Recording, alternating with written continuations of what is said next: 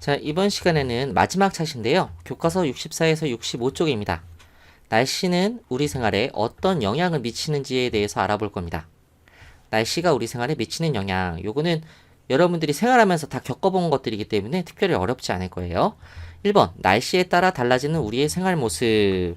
비가 내리는 날에는 외출할 때 우산이나 비옷, 장화 등을 사용하죠. 그리고 비가 내리니까 당연히 빨래나 세차 등을 되도록 하지 않죠. 왜 젖을 수 있잖아. 말리지도 못하고. 그리고 실내 활동을 주로 합니다. 그리고 눈이 내리는 날에는 얼어서 넘어질 수 있으니까 눈을 치우고, 그리고 야외 활동을 할 때는 따뜻한 옷차림, 두꺼운 옷을 입습니다. 그리고 빙판길을 갈 때는 조심해야 돼요. 주머니에 손을 넣으면 안 됩니다. 그리고 눈이 내렸으니까 눈썰매를 타고, 얼었으니까 스키등 타고, 그리고 얼음 위에 눈썰매도 타고요. 여러 가지 놀이를 합니다. 그리고 무더운 날, 너무 더워.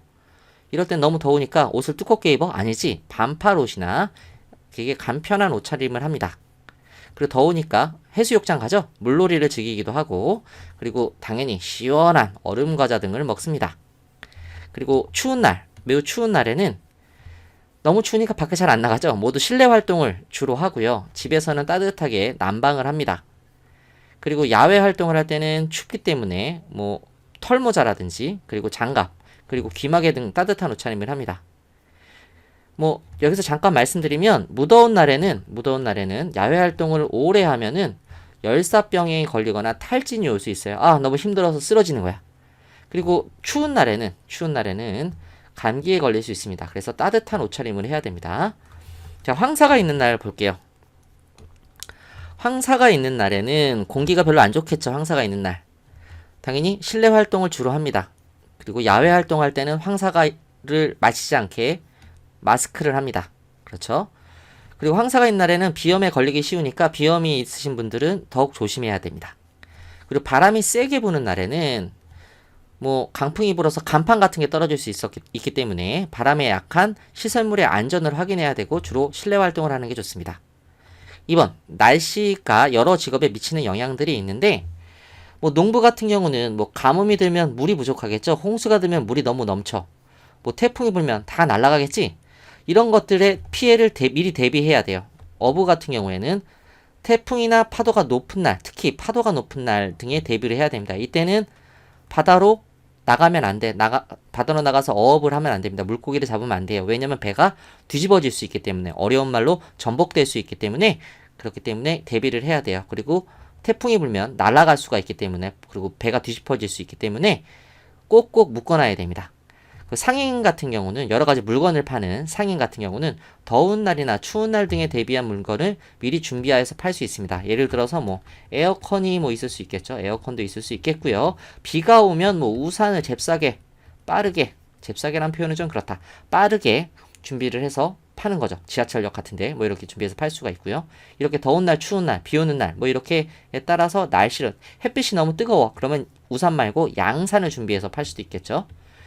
이렇게 날씨가 여러 가지 직업에 미치는 영향이 있습니다. 의사 같은 경우는 독감, 감기 이런 것들 예방주사 놓죠. 그리고 계절에 따라 주로 발생하는 질병의 환자에 대비를 합니다. 예방주사를 놓죠. 예방주사. 자, 그 다음에 날씨지수라는 게 있는데, 날씨지수란 기상청에 가서 보면은 굉장히 여러 가지 날씨지수가 있습니다. 우리가 날씨가 습하다, 건조하다 이렇게까지만 얘기하지 정확하게 얼만큼 습한지 얼만큼 건조한지는 잘 모르잖아요. 그걸 쉽게 알아볼 수 있게 나타난 게, 날씨를 잘 이해하기 위하여 기상정보를 쉽게 알아볼 수 있게 숫자로 나타낸 것입니다. 여러 가지가 있는데, 예를 들면 감기 기능지수, 감기가 걸릴 가능성이 큽니다. 그러니까 가습기를 트세요. 이렇게 할 수 있고요. 그리고 불쾌지수. 그리고 지금은 너무 습하니까 당신의 그냥 가만히 있어도 짜증이 날 거예요. 아니요. 오늘은 너무 상쾌한 날이에요. 이런 식으로 불쾌지수가 나올 수 있고요. 식중독 지수. 바깥에 음식을 4시간만 놔둬도 얘가 부패해서 먹으면 식중독에 걸릴 수 있으니까 조심하세요. 이런 식으로 나온 식중독 지수가 있습니다. 그럼 이번에는 마지막으로 탐구활동, 나만의 날씨지수 만들기입니다. 대부분의 날씨지수는 매우 높고요. 그리고 높음, 그리고 보통, 낮음 이렇게 보통 4단계로 나타납니다.